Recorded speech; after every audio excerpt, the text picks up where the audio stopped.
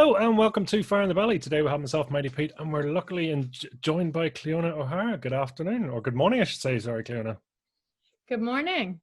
It's an absolute privilege to have you on, so thank you for joining us, and all the way from sunny New Jersey, right? Yes, thank you so much for having me as well, Pete. No, Yep, it's been an absolute I'm in a pleasure. lovely town called Far Hills, New Jersey. Wow. So just to put it into context, though, you've not always been from there, right? You're a Northern Ireland girl at heart. Yes, born and raised. I was born in Derry, and I moved to the States when I was around 18 years of age permanently. So I have a Derry Yank accent, so that's what happens. The best of both, of course. Yes, exactly. So just give everyone a bit of a overview. So what is it you do, and who are you? So, okay, who am I? All right, so so professionally, I work for Bob Proctor, who is best known from the hit movie and book, The Secret.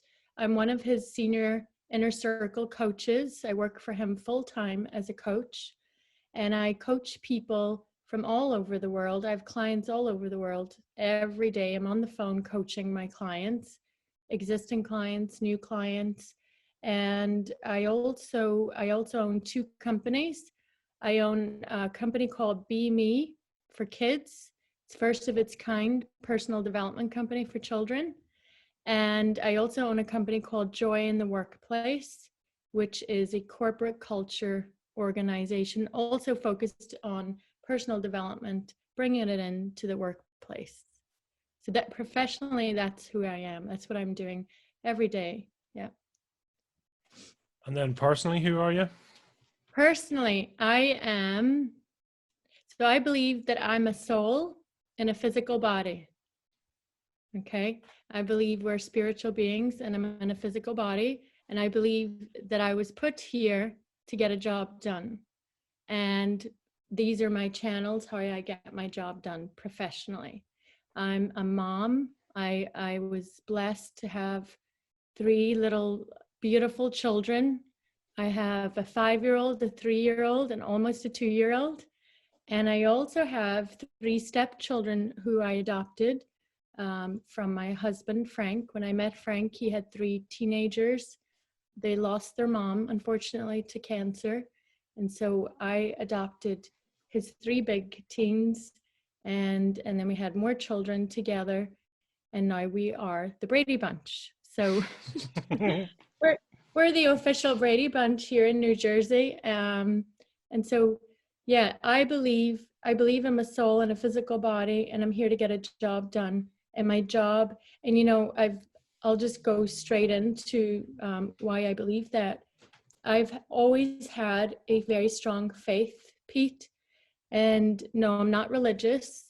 I was given a religion when I was born, and I grew up in a religion. I was raised Catholic, but I'm not a religious person. I am actually very spiritual, and I believe I have a very strong connection to my spirituality.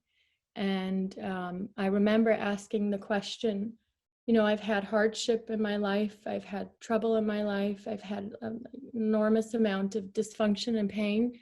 And I remember in my darkest days asking the question and talking to God. I'll just have a conversation in my mind and be like, why am I here?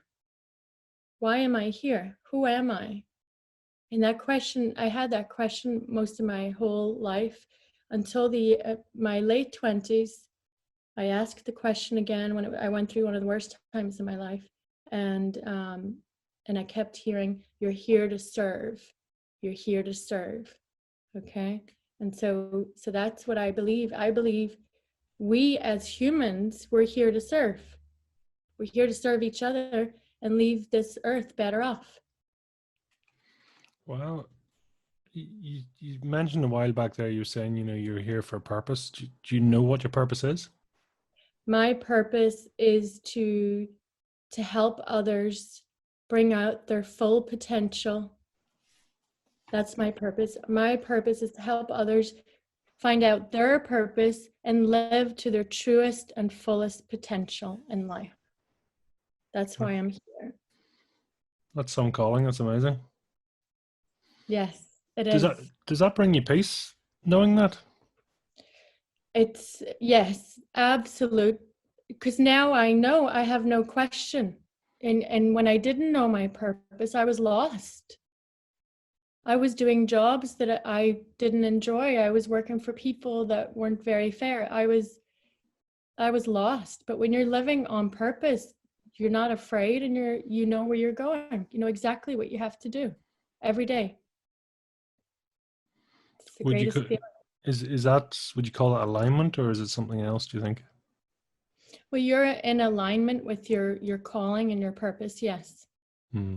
And why you're here. Like, I truly believe that we are spiritual beings, and we were put into a physical body to get a job done. And I believe that we're supposed to figure out, each one of us, Pete, have gifts and talents. Like, you have your gifts and talents, I have mine. And I really believe our job is to figure out what are our gifts and talents, and then find a way to give those away through your work, through your profession. And you should obviously get paid for it. So, and give them away for free as well, do charity, of course.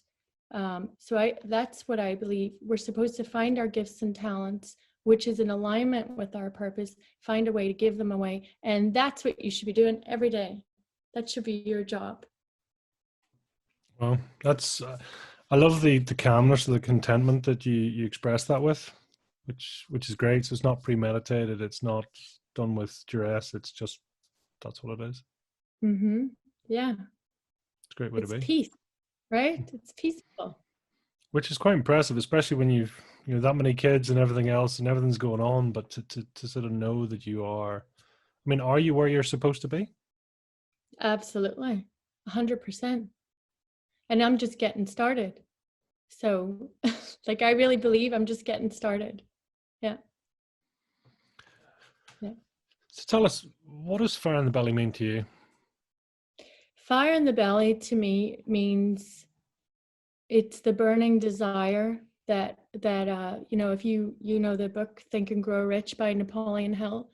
I believe part of the secret is we must have a desire for what we want in life, and not just want it and say, oh, that'll be nice to have. You need a burning desire, which is a fire in the belly, to get you up and keep you motivated on your journey for what you want in life and what you're supposed to be doing while you're here. That's fire in the belly.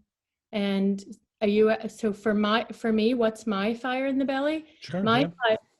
my fire in my belly is exactly this. I believe I'm here for a purpose, and I have to get my job done. I have to change as many lives as humanly possible. That's my why. I have to do this because I do not want to go to the end of my days and be dying and say I never did it. I didn't do what I really wanted to do. I didn't help enough people. I didn't change lives. I was scared.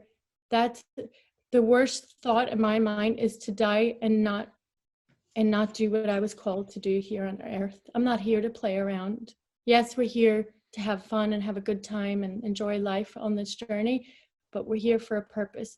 So that's fire in the belly, right? When you have a purpose and you are so passionate about it, you'll do whatever it takes to get it done. And I every morning I connect to the fire in the belly, the burning desire, which is my why. That's what it means to me. Who around you do you know that has fire in the belly? I mean, do you surround yourself with people like that? Yes, only people like that. So I'm very selective now who I spend my time with.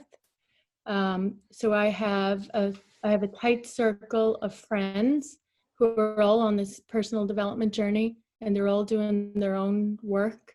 The people I work with, obviously, at Proctor Gallagher Institute, every one of them have a fire in their belly. Obviously, Bob Proctor, there's no one like him talking, Arash Vasuki, the people that I work with, every single one of them, we're all in alignment. They wake up every day, they know exactly what they need to do and why they need to do it. My friends, my husband, and my husband now is actually just became a consultant for Proctor Gallagher Institute, and he's a doctor. And so he's on this journey with me. So I really think that those are the only people I spend time with. Yeah. That's And awesome. my clients too, Pete, by the way. So when I started my coaching business, I attracted many clients from Northern Ireland, from back home. Sure. And so they're all on this journey with me, and we're friends. We've all become very, very good friends. Yeah. It is amazing, that attraction, it's magnetism, it's polarity, it's people come together. Yes, it's powerful. It's powerful. It's beautiful. So take us right back. Where where you from originally then? Talk to us about your family and your upbringing. So I'm originally from Derry, as I said, in Northern Ireland, and I grew up in a pretty, I would say it was a dysfunctional, upbringing.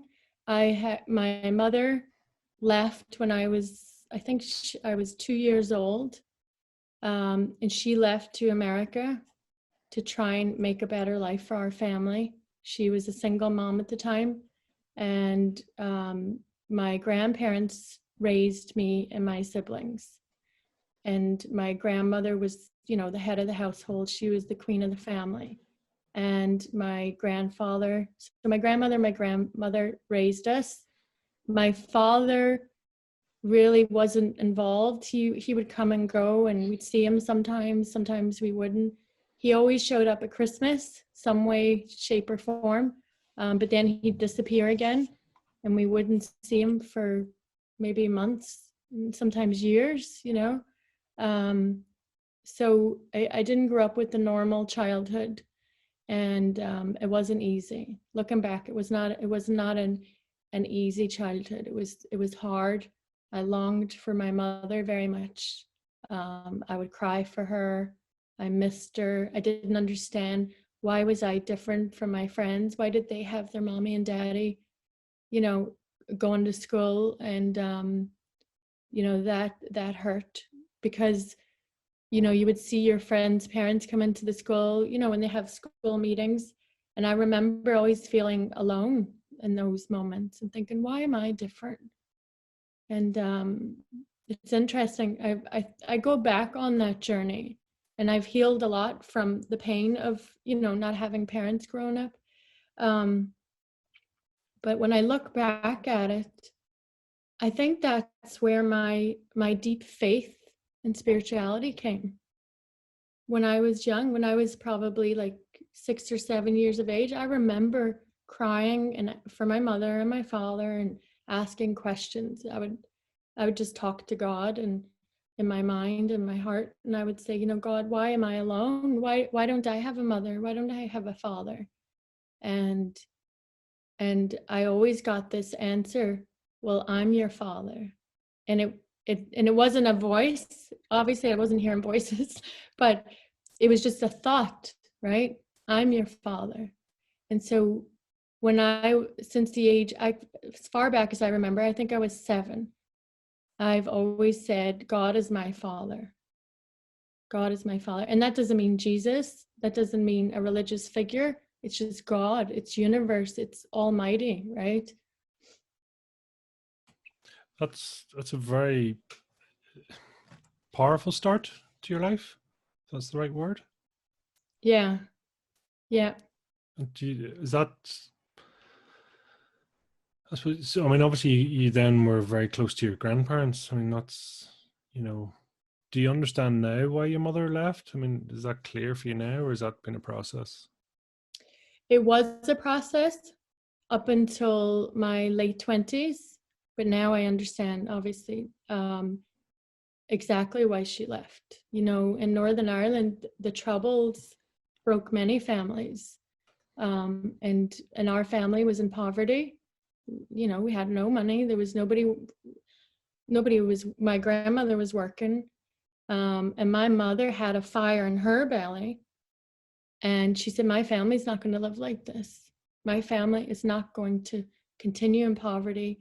And I need to get up and fight for the family and create wealth and create business and create a future.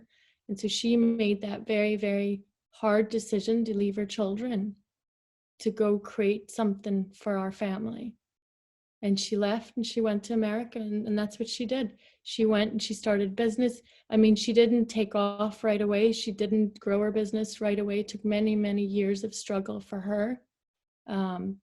But now I understand exactly why she did what she did. But for years, I resented her.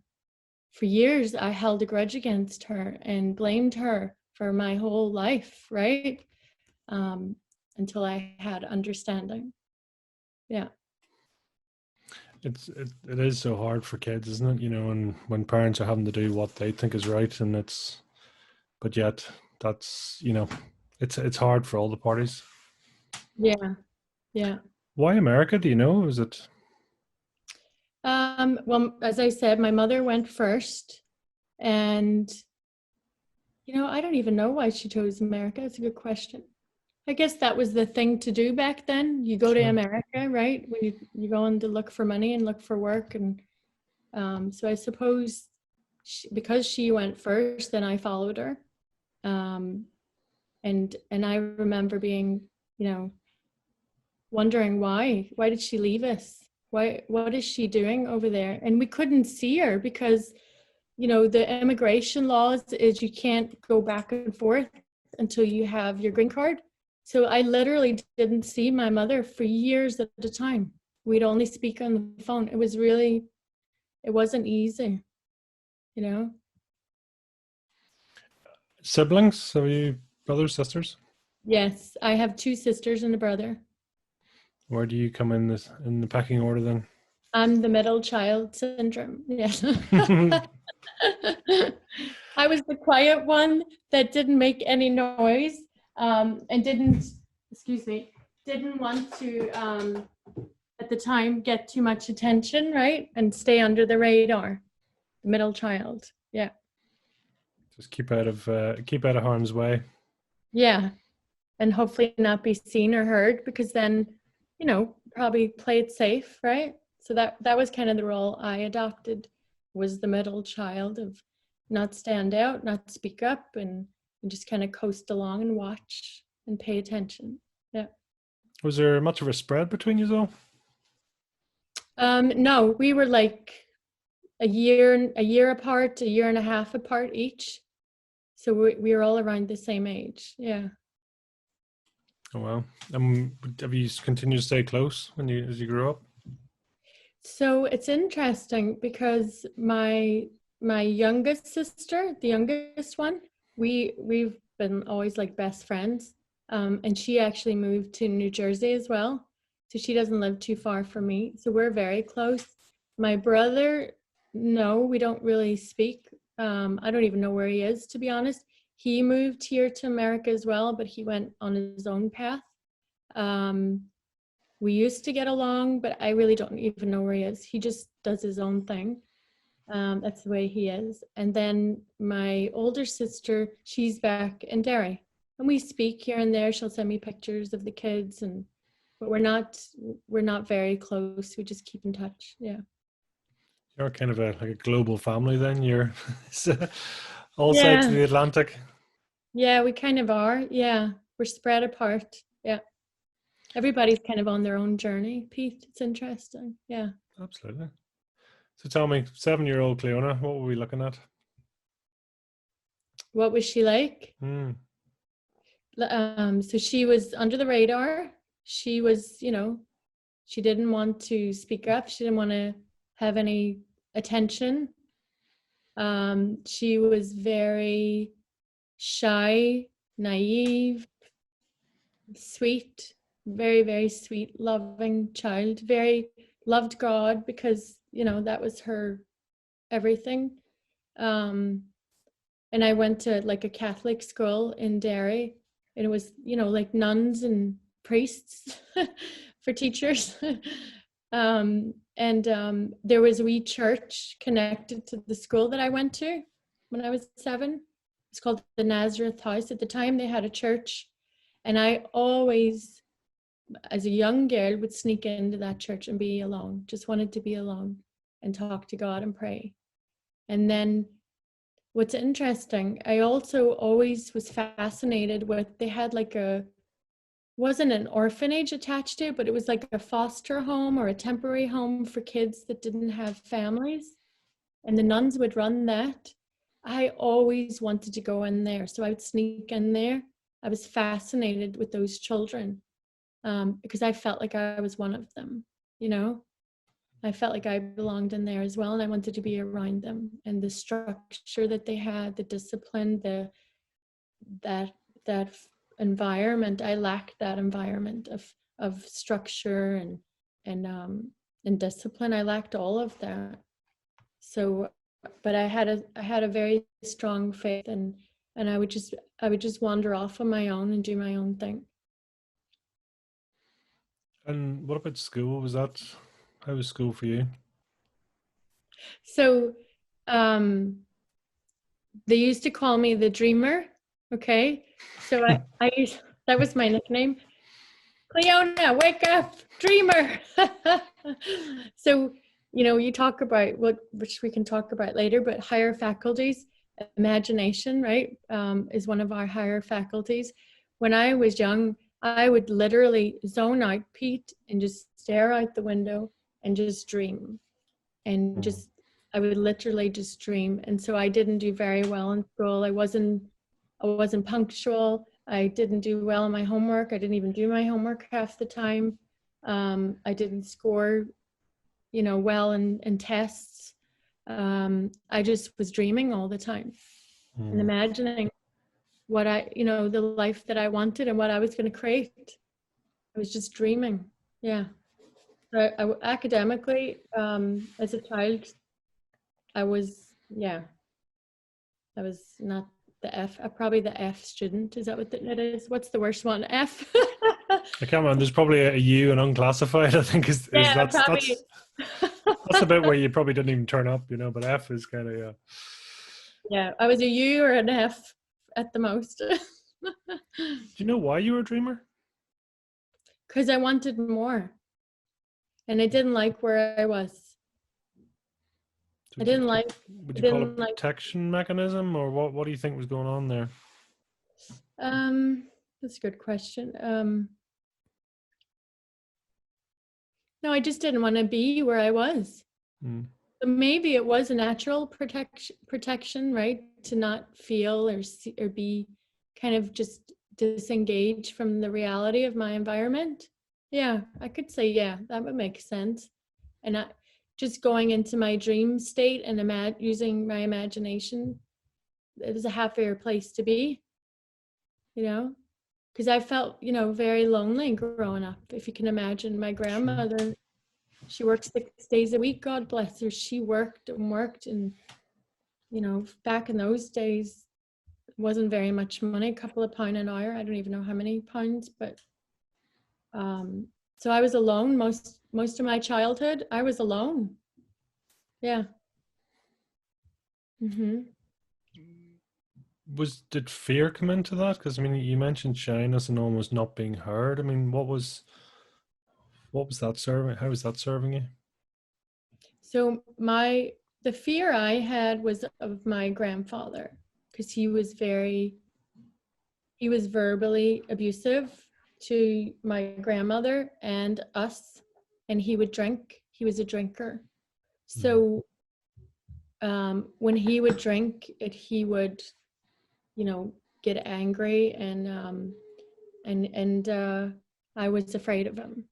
So I tried to be that good Cliona, do everything right, stay out of trouble, stay unnoticed, because I was afraid of him. Yeah. Do you know why you drunk, or was it just? I go back, and again, I go back to the Troubles. It was, it was that time in Northern Ireland when there was a lot of war and there was a lot of uncertainty. in our country. People didn't know, people weren't focused on success in business and growing and doing. They were just surviving, you know, in certain areas of our country. So I think it had a lot to do with a time period of Northern Ireland breaking out of the war and the troubles, the stress, and the not having money, right? And I look at my grandfather. He had a lot of anger. So maybe, like, if you think about it, he never really. Now that I look back, he worked he was a stevedore at the docks. What's You know, that? that it's something to do with working down at the docks where Right. Yeah. you're, you know, shipments and whatever. So when he lost that job, he never worked then most of the rest of his days. So I think he was very angry because he wasn't doing anything he loved. He had no purpose. He had no money, and his wife's working every day. So imagine, maybe that's why he was so angry as well. Yeah. I suppose, yeah, I mean, if you, as you say, if you have no purpose, and even yourself, you know, before you actually found your purpose, it's a frustrating point because you don't know where you're going, right? Yeah, it is. You feel lost, and you can get angry, right? Yeah. Mm-hmm. Yeah. So take us on through then. I mean, school and secondary school for you, did your dreaming qualities continue? Yes, I was a professional dreamer, and Congratulations. thank you very much. So in secondary school, I continued the pattern. I would dream. I wasn't punctual. I would roll out of bed into school, and I just couldn't wait to see my friends and have a laugh. And I did not take school very serious. I went to a lovely school though. I went to a school called St. Cecilia's in Derry, and it was wonderful. It was all girls. They were great teachers, and but I didn't have discipline. I had very little discipline, so I didn't show up, and I went, and I was dreaming a lot. Yeah. You remember what you were dreaming about? I would just dream about what I wanted to create in my life. I would dream about, and you know, it's interesting because I remember, I don't know how old I was, but I was probably a teenager at St. Cecilia's. And I remember moments where I would just dream, and I would say to myself, you know, when I grow up, I'm going to be very wealthy. I'm going to have a lot of money, and I'm going to have money all over the world, and I'm going to travel all over the world, and I'm going to have business all over the world.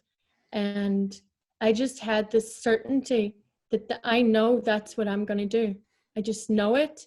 I'm going to have it, because I made up my mind. I never wanted to experience poverty again. I never wanted to have that feeling of not being able to do, or not being able to have, or not being able to go, or, you know, I made my mind up, and I always had that feeling. So I was dreaming about that, what I was going to create. Did you see that in this country, or were you thinking pictures here, or what way were you dreaming? Yeah, I always pictures. Always, it was like a movie. I always played a movie in my mind, and I would dream of America. I saw America. I saw Europe, which I'm going to be doing something in Europe. I just know it. Obviously back home in Ireland, Northern Ireland. So yeah, there was a movie that I would play in my mind of the lifestyle that I wanted. I could see me dressed nice the way I'm dressed today. I could see me with nice cars, nice home, the things that I've always wanted. I could see all of it. Yeah. And do you have any idea what you wanted to do at that point? No, I had no idea. I just knew that I loved helping people. I loved helping people. Yeah.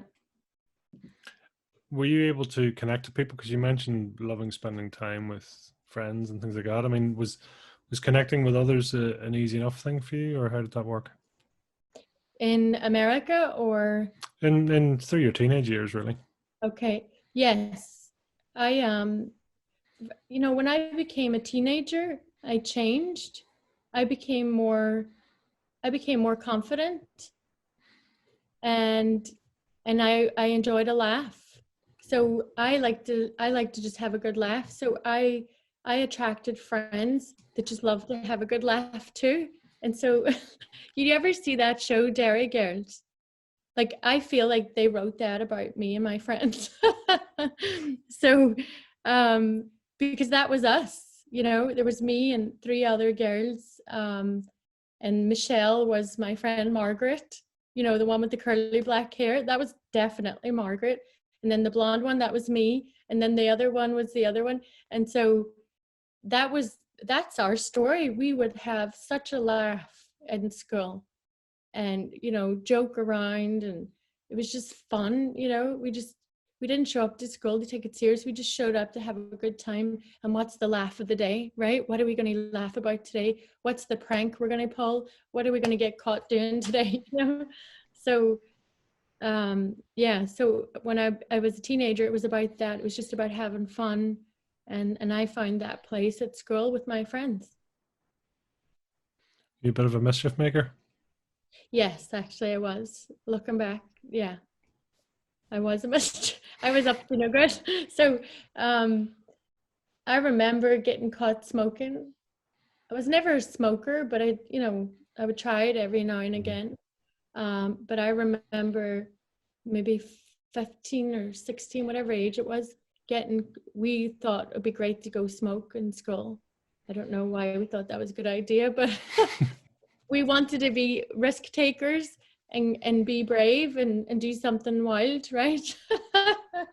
And so me, Margaret, and Helen decided we're going to go smoke out the back of the school, and we're going to go and um, and be, big shots. So we went out the back to smoke, and we got caught within like 5 minutes. So You need to have eyes in the back of your head. It's like I'm sure teachers and that would have seen it coming a mile away. yeah, there was one teacher called Miss McNeilis.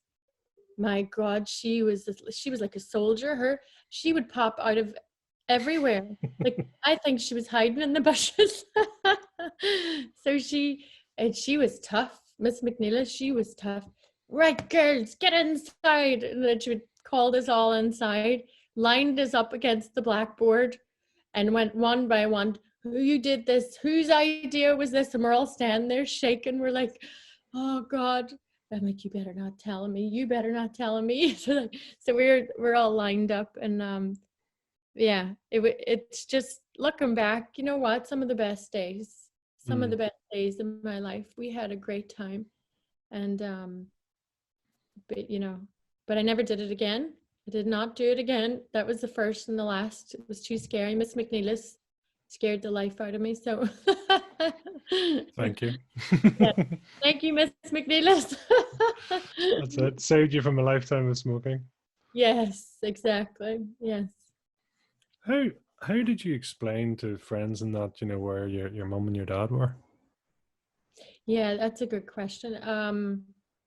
It wasn't easy, Pete. It was very, very hard. And um most people didn't ask because they knew, and Mm. I guess they felt bad asking. It was kind of like the unspoken thing. But there were kids where we lived in our area, just young boys and young girls that would just kind of pick on you and call you names. Mm. And I remember this one in particular boy. I don't even want to say what he said, but he I remember I was walking home from school, had the school bag on, the uniform, and minding my own business, and he came up and he's like, you're the one with no mommy and daddy. Your mommy's in America and she's I think he said prostitute, but a different word for it. Mm. And use your imagination. And I remember, I think I went from 0 to 10 in just anger, because I was so angry that he would talk to me like that and say that about me. And I was so angry that I didn't have a mother, and that I was being made fun of, a mother and father.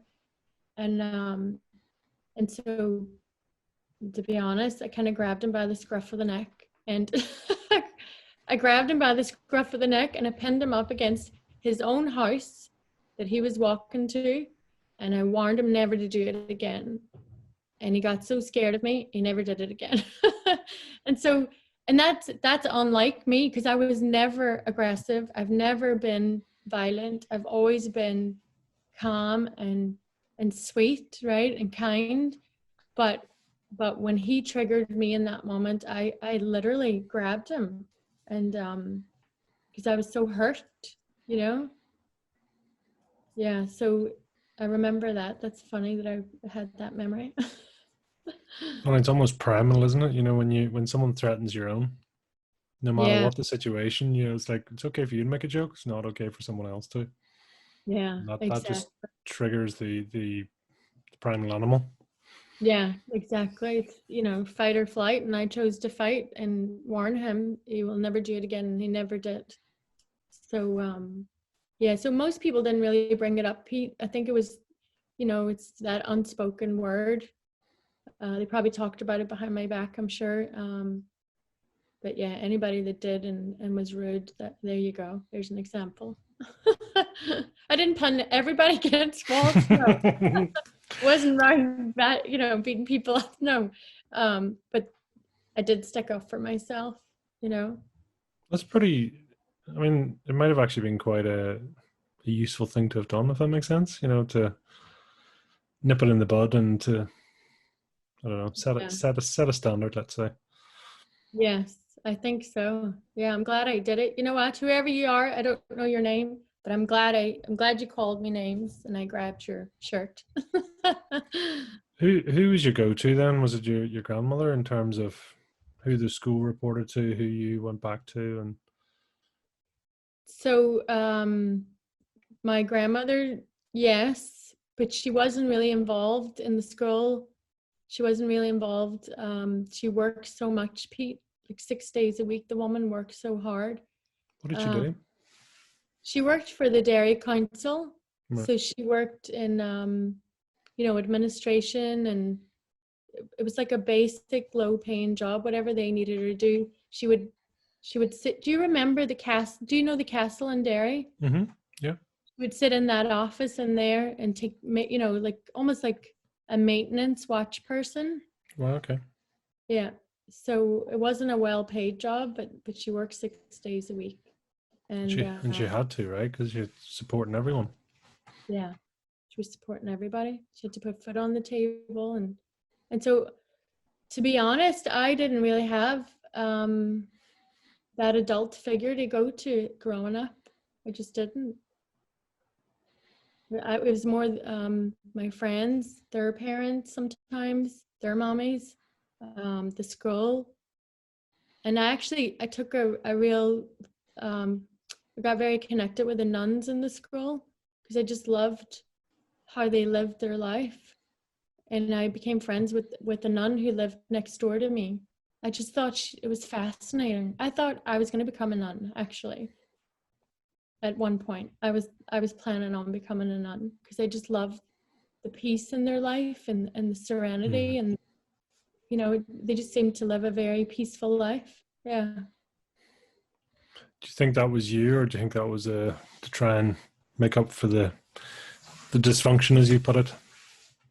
Probably a bit of both. Yeah, because I found serenity in when I went into the church. Mm-hmm. You know, I found serenity when I went into the church, and I admired that about the nuns, that they got to do that every day. You know, they got to go into the church and just pray and be with God, and I'm like, it's just so nice. And where I lived and back home, it wasn't nice and serenity and peaceful. So I'm getting this picture of a slight sort of mischief maker on one hand, friend of the nuns on the other hand. yes. You know, there's almost, you know, quiet and sort of stepping away from your grandfather, and you know, it's almost like there's multiple personalities, and you're just trying to find yourself. Have I picked that up right? So I think it was time periods in my life. The first, what age are you when you go to secondary school? 11, 12ish. 11. Okay, up to the age of 11, I was the nun. I was going to be a nun, and I was spiritual, and I just prayed to God, and I was dreaming, and I was imagining, and that was me. I was that wee quiet, nice girl. But then once I went to secondary school, then I changed. I started stepping into me, became mischievous, wanted to have a laugh, and wanted to, that's when I didn't want to be a nun anymore. So I guess I grew into myself as a teenager, and I started, figuring out what I really wanted to do. And I moved to a different part of Derry, and it was a kind of tougher area. It was low economic area, and it was a bit tougher. It'd be common to see people fighting in the streets, like that kind of stuff. Mm. So I think I had to get tough. Now that I look back, I think I had to get tougher because I was living in a different area, in a different school. Almost setting a new standard for yourself. Yeah, you have to adapt to your environment, right? So now Mm. that I think about it, because I actually I got beat up a couple of times just coming home from school. Like, it was rough Mm. for no reason. Like, I didn't even know the people. It was these young women young girls that were teenagers, and they just thought it'd be fun. They just grab me and beat me up for no reason. So if you think about it, my God, I had to adapt to my environment. I had to get tough, and I had to step Sure. into it. A lot of fear, a lot of everything going on there, especially for teenagers when hormones are up and characters are up and you're trying to figure out the world, right? Yeah, definitely. Yeah. So through secondary school, then where did you end up after that? So I ended up going to the tech in the Northwest, Technical College in Hmm. Derry, because I always loved business. I always, just like my mother, she loves business. I took after her in that sense. Um, so I wanted to study business. So I went to the tech. I didn't go do A levels. I went straight to the tech and studied business. And I loved that. I did that for a couple of years before I moved to America. I also got a job. So I was working since the age of 12. Right. Um, I always wanted money, as I said, and I always wanted nice dresses. That was my thing, because I didn't have nice clothes growing up. My neighbors used to give us clothes because we didn't have, new clothes. So I loved when my neighbors from, up to the age of 11 before I moved and went to secondary school, our neighbors would give me their daughters' clothes, and it was like new. That's the other thing too, Pete, now that I think about it. I couldn't wait to get the clothes because it was like new and they were beautiful. And I remember saying to myself, when I grow up, I'm going to have money and I'm going to have nice clothes, no matter what. Like, that was set in me. I never wanted to get hand-me-downs from neighbors anymore. And yeah, it's interesting because I'm just had a memory now of one time my neighbor, her name was Fiona Donnelly, beautiful woman. And we had school choir. And in school choir, you have to wear the long white socks up to your knees. I don't know if they still do that, but there were these particular long white socks that you're supposed to wear up to your knees, and I didn't have them. But we had to go to choir because it was a big competition, and for Northern Ireland or for Derry, and I went in next door to her daughter because we were in school together, and she's like, "Where's your socks?" I'm like, "I don't have any." And I remember her giving me a brand new pair of socks from the packet. And I mean, that stands out to me. And I put those socks on, and I remember the feeling of, like, I will make sure I will never, ever want for clothes again. I will have nice stuff. But I felt so good to put a brand new pair of socks on that somebody gave to me. Imagine, like, that stands out in my memory. And It's so, like a pain and a pleasure all in one. yeah, yeah. But it made I made a decision in that moment. I made a committed decision that I will never have to get hand-me-downs from other people again, you know. And I was so grateful to her. She was so beautiful. But so yeah, it's interesting that that memory came up. A pair of socks. It's the power of a gift and the power of somebody else helping you out too in a moment of need. Yeah, exactly. Yeah. Did you like yourself at that time? I mean, what was your overall mantra, I suppose? Um, I don't think I liked myself. I don't think I had much confidence until I was a teenager and I started growing into myself. I don't think I didn't think I was of much value or worth because nobody really showed me, love or attention too much. Hmm. So I just kind of drifted along and was quiet until I became a teenager and kind of rebelled a bit. Yeah. But um but then at the age of 12, when I left that part of Derry to go to the other part of Derry and the new school, the secondary school, that's when everything changed for me because I decided that I was going to get money, I was going to have nice clothes, and I went and I got a job. I was 12 years old. And actually, I pretended I was older and put makeup on and put a dress on. I put I put makeup on and I put a bag and I went for a job and I got the job. What were you And doing? so I sold school uniforms. That was my job on the weekends. I don't think I worked during the week, but it was definitely in the weekends. I think I made £12 for a weekend or something. Good uh, value. So- Good value. not for you, but yeah. For them, yeah. So and I loved that job. I loved it because I worked with all older women and I got to learn from them. I watched how they serviced the customers. I watched how they sold the uniforms. I watched how they packaged everything. And I was watching and I was learning about business and I was growing in confidence. And I was getting money to go buy the clothes that I wanted.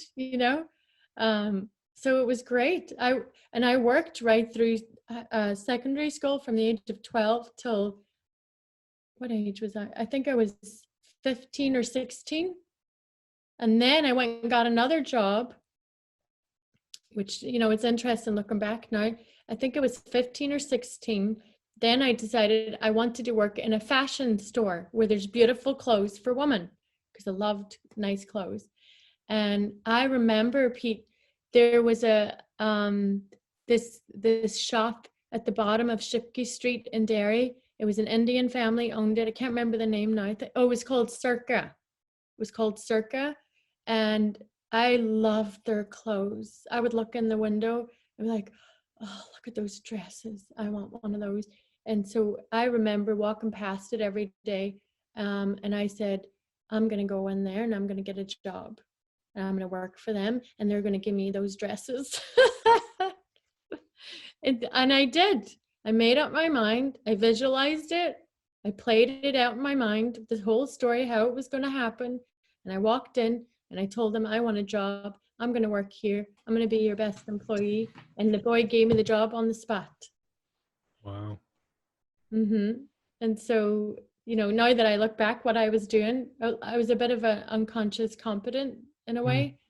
I was unconsciously doing what it takes to manifest. I had the belief, had the desire. I played the story in my mind. I walked in and I told them this is what I want and I got it. And so I worked for that family for a couple of years and then they moved their shop into Foyleside. And then it was just great. I was in Foyleside in the shopping center. I got to dress up every day. And then I was studying. I went left St. Cecilia's and I went to the Tech to study business. Business was, this was almost a natural thing, as you say. It's something you'd taken after your mum, really. Yeah, genetically, absolutely. Yeah. Out of interest, who do you take after in your family? Anyone in particular? I think more my mother. I'm a splash of all of them. I think I've definitely got the business sense for my mother. There's no doubt about it. Um, and we're very similar. Like she has such a strong belief, and so do I, in what I'm going to do. I have no doubts in my mind. Like I have no, there's just no doubt or fear that I'm going to have what I want. I just know it. And I don't mean that in a cocky way. Yeah. I just know it, right? You move into certainty. I know I'm going to achieve what I want. She's the same way. There's no doubt ever in her mind. She's not afraid of anyone. I'm not afraid of anyone. And that's just the way it is. Um, and then my father, who I really didn't get to know him, but he used to be what I've been told, he used to be an executive salesman when he was at himself, and he was doing great. Apparently he was one of the best executive salesmen in the country, and he had a BMW when nobody had a BMW apparently.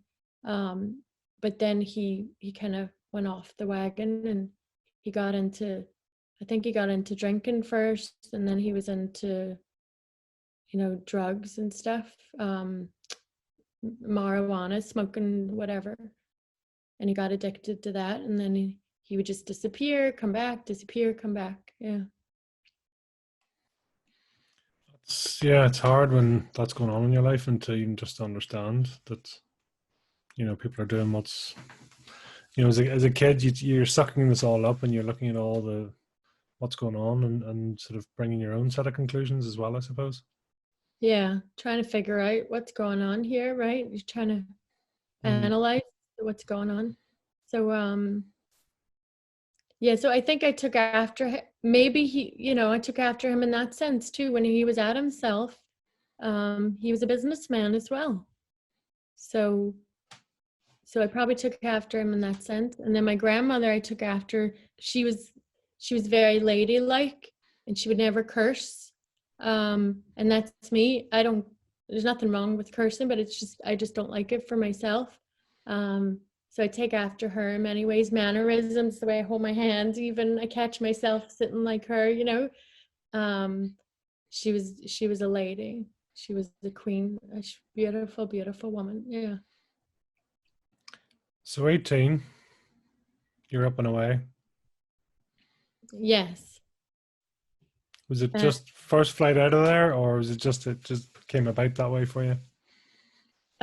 So no, it wasn't first flight out. I had a boyfriend, and at the time, oh, by the way, which I forgot, when I was around 17, I started getting into like modeling in Northern Ireland, and I was part of Alison Campbell's model agency in Belfast.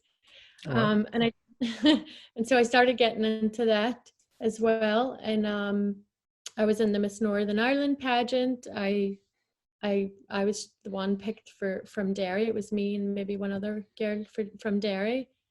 And I remember doing that and going to the city hall for the competition and everything. But I didn't have the confidence. Looking back, I wish I had more confidence, because I would have stood up in the front. I was hiding in the back. Sure.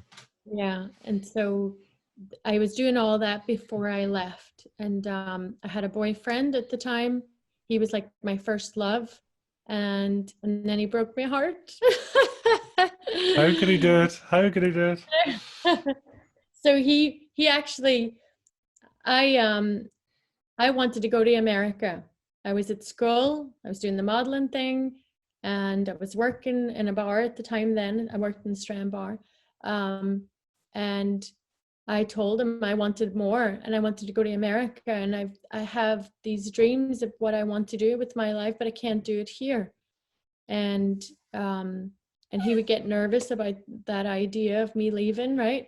And so I would go visit my mother and come back, go visit her and come back, go for a couple of weeks at a time and come back, between the age of like 17 to 18, right? I was going all the time to visit her. And then my boyfriend decided to break up with me, and I was heartbroken. I was crying on the floor. I told my grandmother, you know, it was the first heartbreak, and my grandmother's like, "You go to America and you'll get over him. You'll meet somebody better," and you know, as they do. And no one will break your heart again. You know, it was so funny. And so I did. I made a decision. I was heartbroken. I'm like, I'm done. I'm done here. I'm just going to make the leap of faith, and I'm going to move to America. And I did. So it was a bit of back and forth. And then I finally moved there and stayed with my mother. And that was the start of my journey in America. It's tough, I suppose, even with the, you know, just wondering here, you know, I mean, first loves are always a, yeah, it's a whole topic in itself, but I'm just wondering, you know, almost, you know, being left, is that something that maybe that was particularly hard on you, you know, with your mother leaving and, you know, your father coming and going and things like that, and here's your first love leaving as well. It's, Yeah, that's exactly what it was. Looking back, I felt abandoned again, right? Because I felt like my mother abandoned me, my father abandoned me, and now my first love. Because I put all, if you think about it, that was the first time in my life somebody showed me love and affection and attention to that degree, right? sure. And I craved that so bad because I didn't have it, right?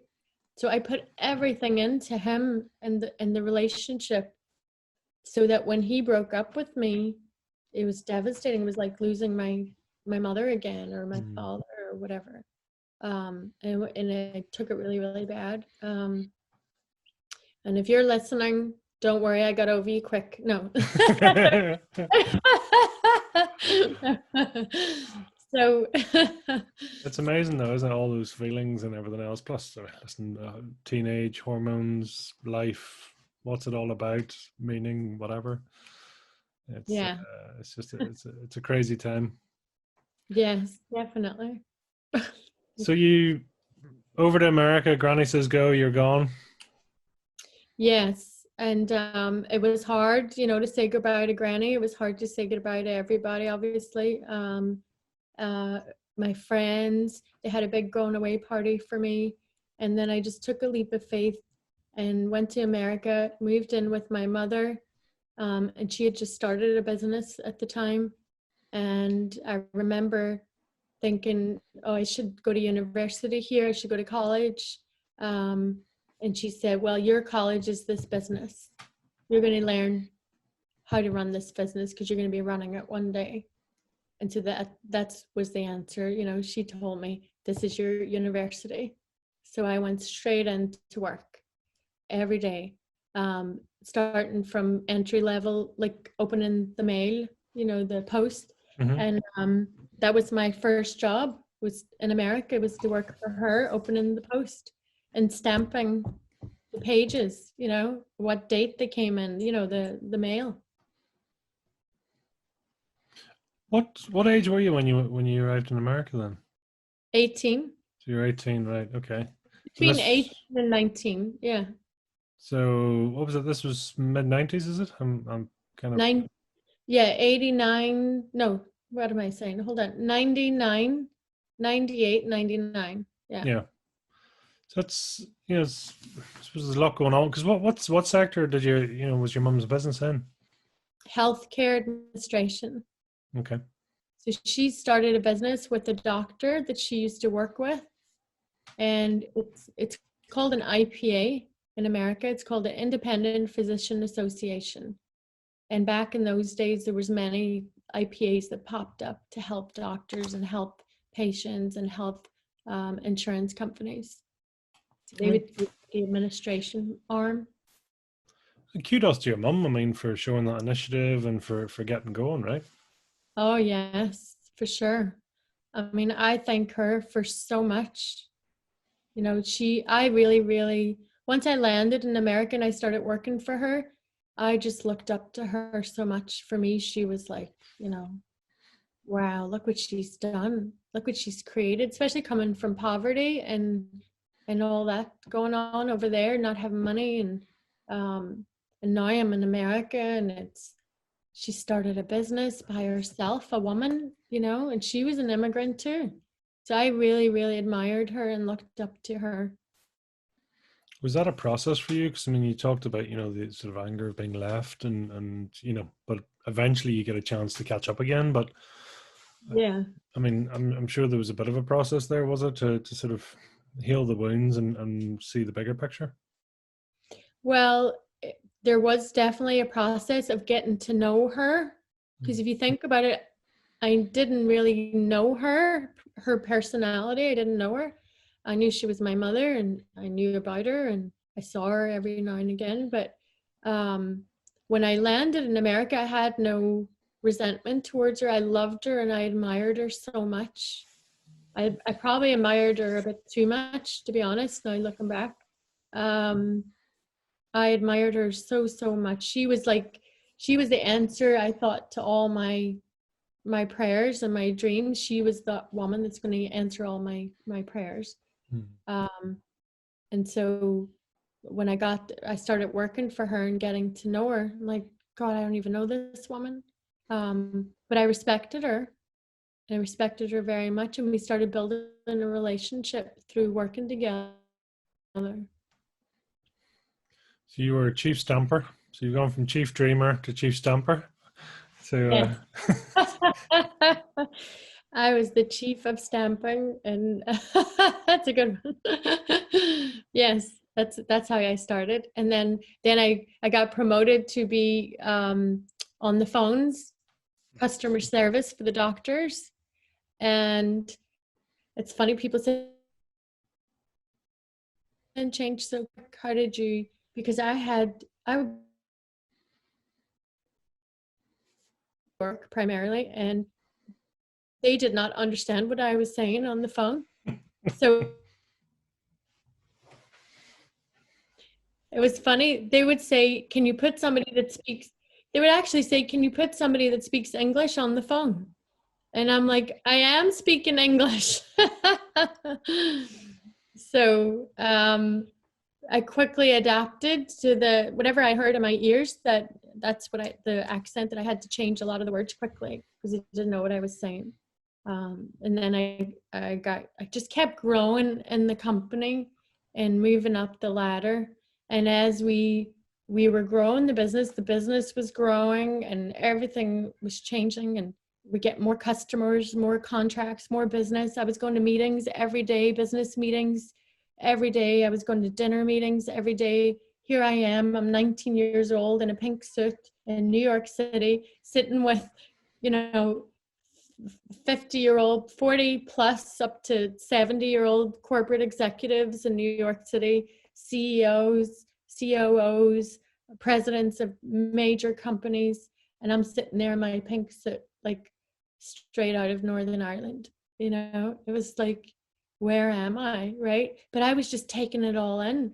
Half of the time I didn't know what they were talking about because I didn't know the business yet.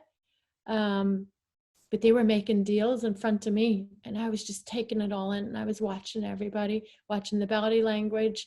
I was studying everything and I just found it so fascinating. And yeah, and because I loved business. And so that's kind of how the first, chunk of my American experience went was sitting at those dinner tables, sitting at those business meetings, conferences with my mother and growing our family business. It's quite the initiation, really, isn't it? You're really sort of fast tracking through it all. Yeah, it is. It really is. Um, because I look back, how could I have got those opportunities, Mm. right? If I had landed on my own, how would I have got those opportunities to sit with people like that and watch and learn, right? Um, but it wasn't a walk in the park. It wasn't, oh, I just landed in my mom's company and now everything is wonderful and my life took off. No, that's not what happened. Um, as I got to know her and she got to know me, we started to not get along.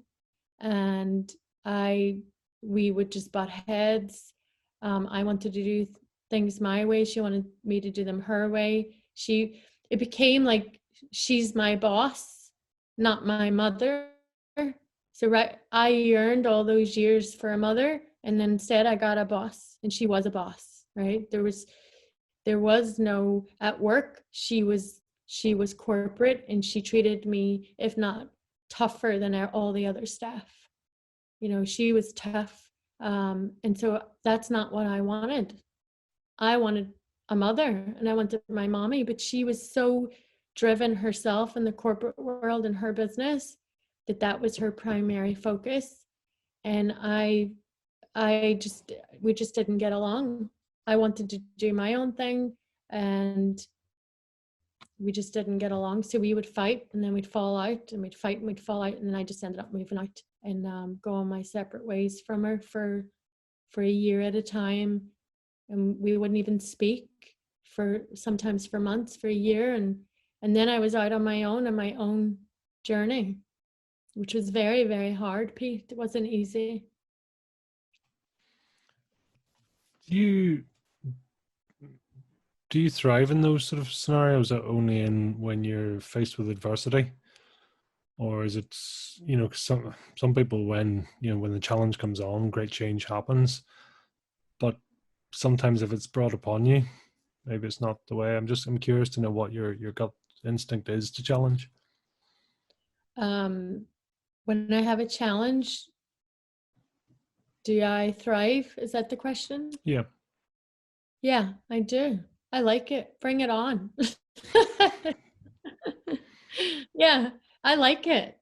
Yeah, I like a challenge. I think it makes you grow, makes you stronger, and it pulls out of you things that you didn't even know you were capable of.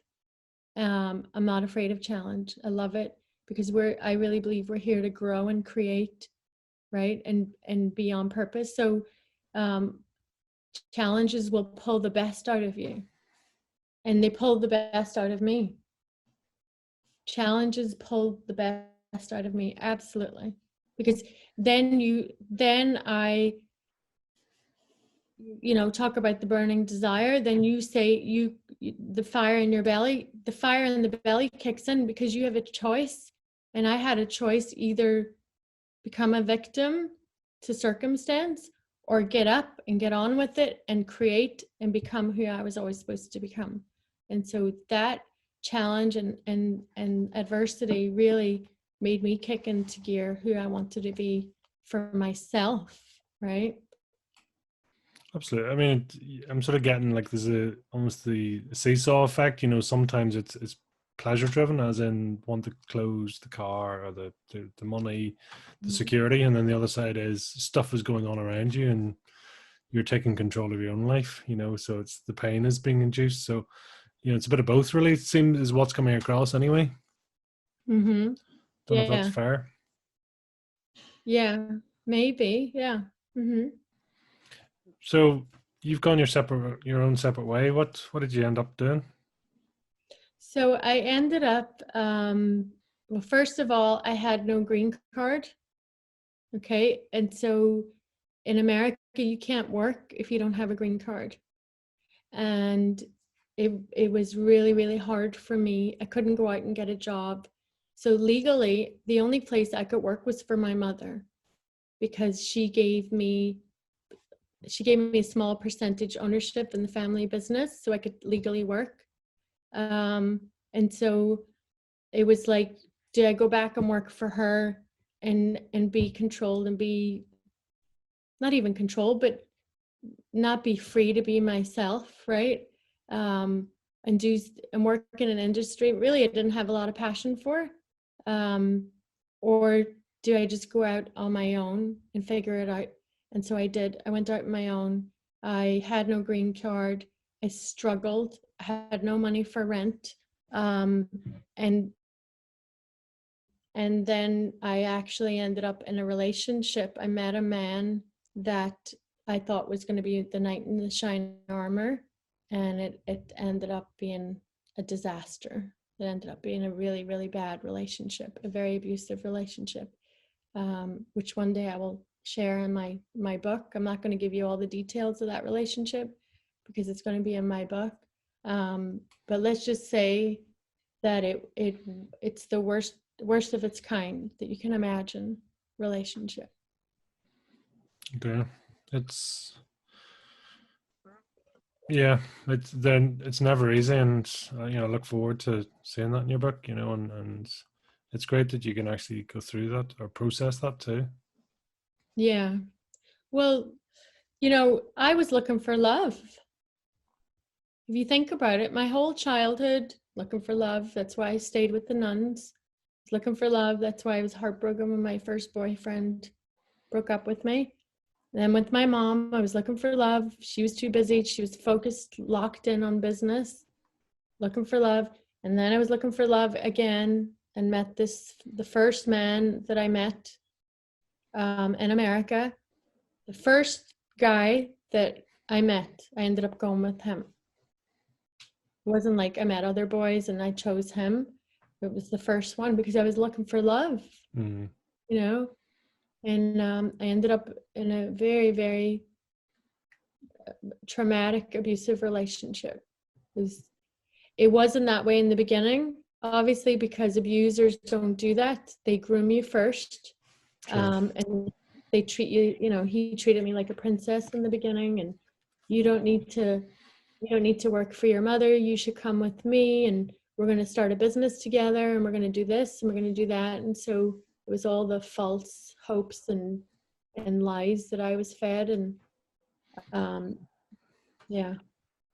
Narcissism, would you call it that? Him? Mm-hmm. Oh, he was definitely a narcissist. I think he was, I called him a psychopath. Whatever works. Whatever works. I called him a psycho. So I think he was, looking back and knowing what I know now, I think that man, he's a man now, obviously. I think he was bipolar and narcissist. Yeah, he could have been a bit of a sociopath too, to be honest, because he really lacked conscience. Like he didn't feel bad about things that you should feel bad about, Yeah. Was was there any crossover with your granddad in terms of traits? I mean, or is it completely separate? Um, maybe like the masculine aggressive nature. He was tall, my grandfather was tall, the big deep voice. Yeah, that's a good point. Yeah, he had a big deep voice, very masculine and aggressive kind of nature. Yeah, that I would say they had that in common. Yeah. So how long were you in this relationship for then? So it went on, it was on and off for 7 years. Wow. We were together for a couple of years in the beginning, and then the abuse just kept getting worse. And then I'd break up with him, and then I ran away back to my, oops, sorry. And then I ran away back to my mother, and I ran away back to her. And so it was this, sorry about that. I don't know how to turn that off. So it was this back and forth between my mother and him for a couple of years. I felt like a tennis ball. It was because if you can imagine, Pete, I couldn't go get a job.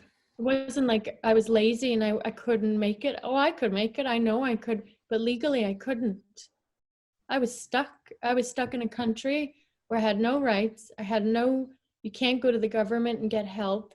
Can't even get a job. You have to wait for this green card. And until then, you're basically a no man, right? And so I had no choice but to go back to my mother, work for her at her business, build her company with her, or go back to him. And it was this, so I left him, go back to her, work for her, build myself back up, get into that swing of life again. And then he'd come back around, beg for forgiveness. I wasn't happy at my mom's because it was just business, business, business. I was literally, I remember he, it was literally, I remember saying, "Oh my God," I was 20, early 20s, and I remember saying to myself, "Oh my God, I'm living the life of a mid 40-year-old businesswoman." Like that's, I remember that I had no friends, I had no life. There was no go out with the girls and go shopping and have lunch. There was nothing. It was just business. And it was morning to night. It wasn't like 9 to 5. It was 7 to 9, 10 o'clock at night. We did not stop. We would work all day, and then after work, it was work again because we would go to these business meetings and do deals. And like, I was living the life of a mid 40-year-old woman, my mother's life, and I was miserable. I remember too, I actually put on weight. I've always been pretty slim, but I remember I put on probably 20, 30 pounds in a short period of time when I went back to her, because I was starting to get depressed of my life. I was starting to like, what am I doing, you know? And so what I would do is eat chocolate. I would hide chocolate. I would hide chocolate under the bed. I love, by the way, the chocolate is the best over there from Northern Ireland. I would get it sent over, and I would hide this chocolate, and I put on weight, and I was just getting more miserable and miserable. I had no friends. I'm like, this is not for me. And then the ex-boyfriend would come back and he would beg me for a chance. And I'm like, so then I would go back to him, and that went on, and I had no green card. So it went on and off for 7 years, Pete, of insanity. You know, it wasn't all insanity. Don't get me wrong. It wasn't all bad, because there were, you know, I had got so much experience from business and my mother as well, being around her. There were good times there. But also, um, you know, there were good times even with Psycho. You know, so it wasn't all bad, but it wasn't great. You know, it was not great. Hmm. I was not me. I was not being me. It sounds certainly like, you know, there's just control. Like I say, you're restricted by your green card, you're restricted by your mother, you're restricted by your partner at that time. You just can't spread your Yeah. wings. Yeah. And I remember saying, should I just go back home? I remember so many times, should I just go back home? And remember, if you leave the country, that's it. You abandon your application status, you go back to the beginning. And so I had years, and my application had been years in process, took years and years to process these. And I did not want to give up. I didn't want to give up. I'm like, no, I came here for the American dream. I'm going to get it. I'm here for a reason. And so I just hung in there, and you know, I had this, you know, back and forth life, but I didn't give up. There were times I wanted to just go back home and go back to Northern Ireland. It just, it's almost like this sort of traveling through the desert. You're damned if you do and you're damned if you don't. And it's outside of your, theoretically, it's outside of your control as well. So you're a pawn at that point. Yeah, I was a pawn. That's a good term. I felt like a pawn. I put myself there. I mean, I take full responsibility, but it wasn't, you know, it wasn't easy. Hmm. So what happened to move everything on then? Then that's when my life really started. This is the fun part now. So So mid what age were you? mid 20s, Hmm. 25, 25, 26. Um, I had broke up with the boyfriend for the last and the final time. Psycho's gone. Psycho's gone. I literally ran away from Psycho and said, I will be, this is it forever. um, and it's a story in itself, just how I ran away from him, and that'll be in my book. But I literally ran away. I had no shoes. I was like Cinderella. It was like Cinderella running with no shoes. I had nothing. I left everything, no shoes, and I ran for my life. And I said, I'll never be back. And yeah, I'm going to keep that for the book. So I left, and I just started, I went back to my mother. I said, can I stay here for a while until I get back up on my feet? She said, absolutely. I said, but I'm not going to be working for you. And she said, okay. And she let me stay with her for a while. And she was kind, she was loving, she was so supportive. I said, you know, I really need help. I'm broken, and I just need support and love to figure this out, what I'm doing. Why did I go back to an abuser? Why am I doing the things I'm doing? What is going on with me? And so she supported me. Thank God. She let me stay with her. And I went on a very spiritual journey from then. I did counseling. I started studying. I got a counselor because I wanted to figure out, why would I ever stay with an abuser? Why would I ever go back and forth? And so I did therapy with a counselor for, I don't know how many months it was, but it was every week I would go see this woman, and then she would recommend books. So then I started reading books. Then I started getting into personal development, started studying the mind, psychology, behavior, and then I couldn't get enough of it. It's like, oh my God, I love this stuff, you know.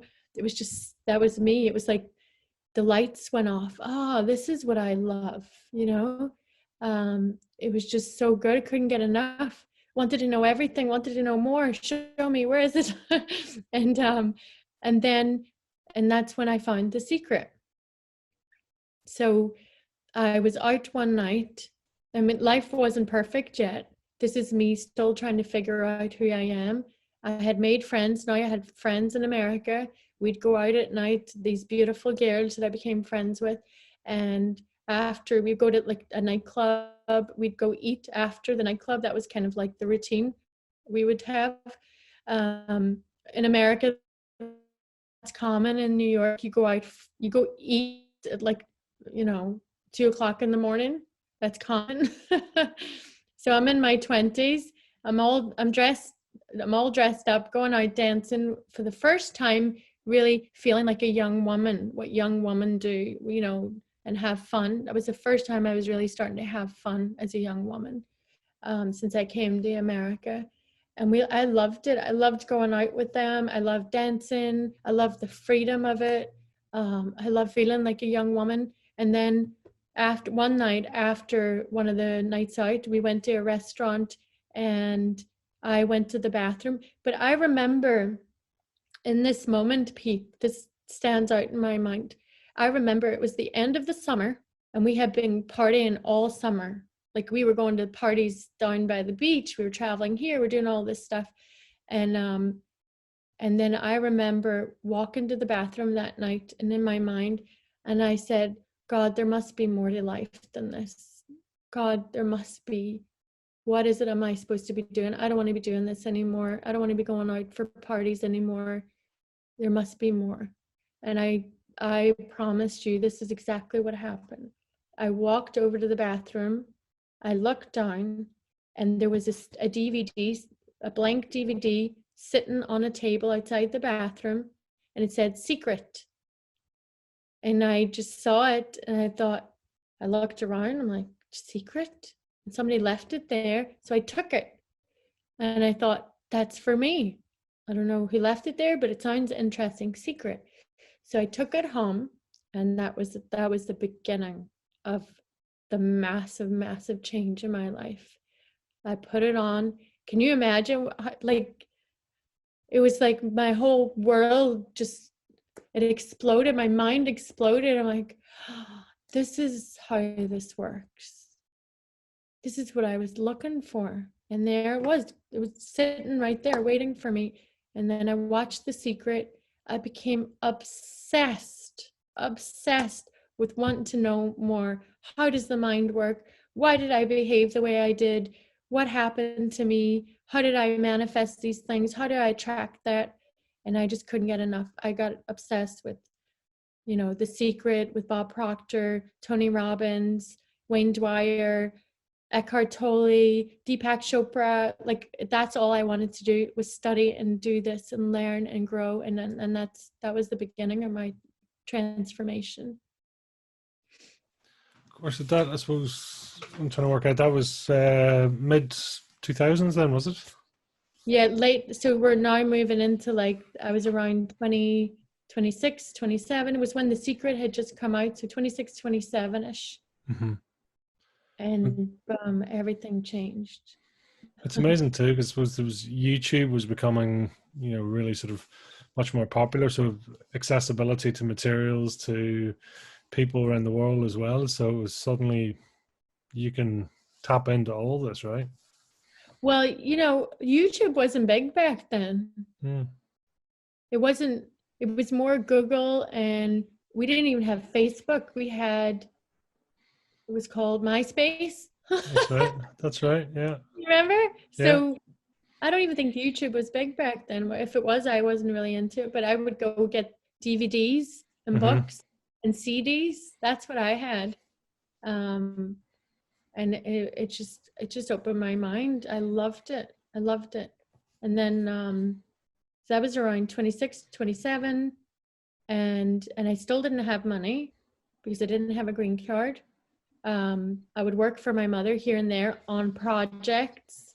Hmm. So I would only come in and do a project and then come back out, because I never wanted to do work there, full time, because then we wouldn't get along. We got along better when we weren't working together. We had a great time when we didn't work together. And so then I decided to start my own business. That's when I made up my mind. I can't work because I don't have a green card. And then I'm like, well, can I start a business? And then with The Secret and my awareness growing, and then I started researching. Yes, I can have a business. So I started my own company, and I opened a call center because I learned all these skills from working with my mother. And the way I wanted to run a call center and the way I wanted to do service, and I love technology. So I opened a call center and I said, I'm going to do it my way. And I started with just me and a part-time person because I couldn't afford to pay her. And actually, it's interesting because the first few employees that I had, they were women who were domestic abuse survivors, and I wanted to help those women. I had felt like I had a calling to help women that have been abused, to give them a second chance and get them the skills that they never had. And so the people, most of the women that I employed, that's where they came from. So you've set up this call center. You're employing staff, and you're really getting going. How's that feeling for you? Best feeling ever, to be independent, to be creative, and to do it on my own. Nobody helped me. Nobody gave me the money. I literally bought every chair. I bought every phone, and every time I made money, I would buy another phone. Every time I made money, I'd buy another chair. Every time I made money, I would go buy the equipment, whatever I needed, the technology. It was just built literally brick by brick. And I figured it out. And I had these beautiful women working for me, and we were a team, and it was just wonderful. So freeing, independent, creative for the first time since I left my country. What sort of a boss were you, or are you? Have you changed that maybe? Yeah, so I believe in autonomy, and I believe people should be left to figure it out on their own. And if they need help, ask for help. I'm fun. We used to have, like, we called it Funky Fridays, where we would take a break throughout the day, and we would get ice cream, and we'd put songs on, and we would dance in the office. And then we'd have like superhero Wednesdays, where everybody comes in dressed up as a superhero of their choice. Like we had fun. We were like a family. We just and still till today, I really believe that your staff need to be autonomous. They need to feel empowered, and you need to have fun. You need to have fun and be aligned with the goal. And so important for me is service. We must have excellent service. You must treat people the way you want to be treated. And for me, that's why I have a big heart of service. Yeah. I'm curious, you took on ladies who had been from a domestic abuse environment. Is that just what was attracted to you, or was that conscious, or did it become conscious?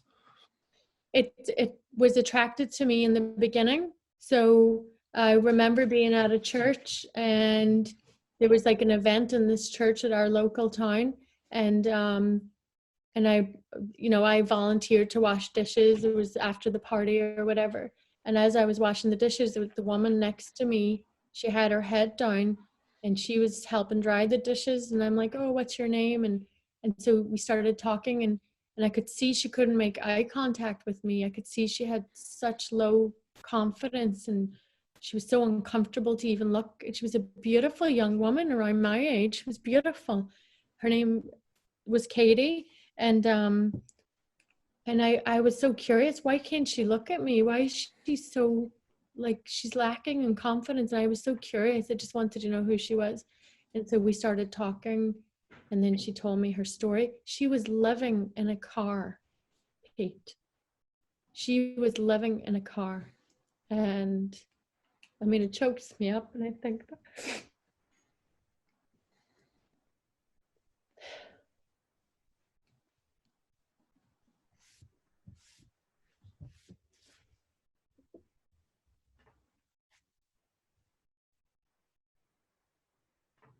sorry, I'm just, you know, I knew at that moment I had to help her.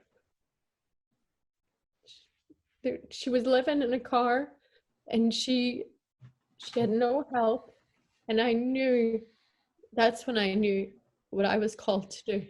And I knew, and I told her, I said, I'm going to help you, and you come work for me, and we're going to figure this out. You're going to learn. She goes, but I don't know how to use a computer. And I said, I'll teach you how to do it, and we're going to learn. You're going to figure this out. We're going to do this together. And me and her basically started that business from scratch.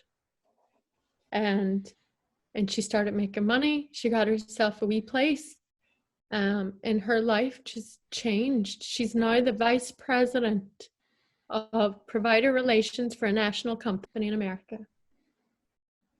She's now Wow, beautiful. you know, so it's just so that I attracted it to me, and then I knew that was part of my calling. And those are the women that I looked for them, and I brought them in, and it was just amazing. Peace, amazing. It's quite something, and I don't know, you talked about the fire in your belly, and it being there to support and to help people bring out the best in themselves. That's the epitome of that mission, really, that purpose. Yeah, that's true. That's the fire in the belly. You're so right, because it's to bring out the best. I saw the best in her, and she couldn't see it. And she was so broken, and I couldn't stand by and let her, nice to meet you, bye-bye. No, I have to do something about this, and we did. And now look at her. And so, the business grew in that sense. These women were just flourishing. They were happy. They had a place to go. They were making money. They were gaining new skills. They were gaining confidence. And and for me, that's what that was all about. I just took money to pay for my expenses, but everything else I put back into my staff and my company. I took enough to pay my bills and live nice, but the rest went into my staff and helping them and growing them in their life. I love that, and as you were saying, we'll figure it out as we go along, and you're buying the business, the infrastructure chair by chair, brick by brick, and it's it's very authentic. It's you're telling it like it is, and do you know what I mean? There's no yeah, it's just I Yeah. love your authenticity there. Is what I'm trying to say. Yeah, there was no like, here's a big check, go start a business. No. Mm. Like, I remember going online trying to find chairs and even secondhand things that looked nice. And I went and drove in my car and threw them in the trunk and brought them up to the office. Like, it was literally brick by brick. Nobody helped me. And until I found Katie, and then she helped me, and then we found somebody else, and we just kept growing and growing together and growing the business. And I remember my first contract for customer service was a company in New York, because I had made a lot of connections in New York. And my first contract, they said, okay, we need 2 full-time employees to answer calls for us, because they were outsourcing calls to our call center. I'm like, oh God, we don't have 2 employees. Right, Katie, it's me and you. We'll answer the phones. And so I'm like, that was my first contract. We were doing everything. It was so funny how we started. It was so good. Did you know where you wanted to go with it, or was it just opportunities are coming to you and just stepping up? So I was just attracting opportunities, and I was just attracting contracts, and this person would tell this person, and it was just coming to us. Now that I look back, we were working with universal law. We were putting out good law of cause and effect. What you put out is what you get back. So that's what we were doing. And so therefore we were attracting to us great opportunities. We were involved in the community, we were giving back, we were being of service. And it just kept getting better and better and better. It was so good.